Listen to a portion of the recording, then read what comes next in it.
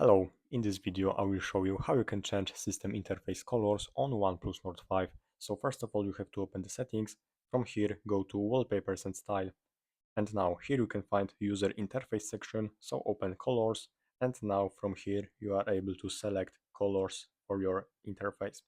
Also here you can find custom interface colors, so you can select whatever you want from here, any color, and now, as you can see, I have these colors over here in my interface.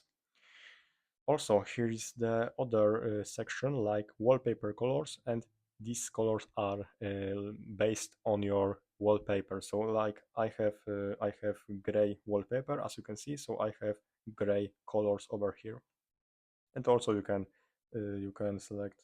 Your current wallpaper does not support color picking, so only if you want to get custom colors, so you can do it from features colors, and you can choose colors simply from here.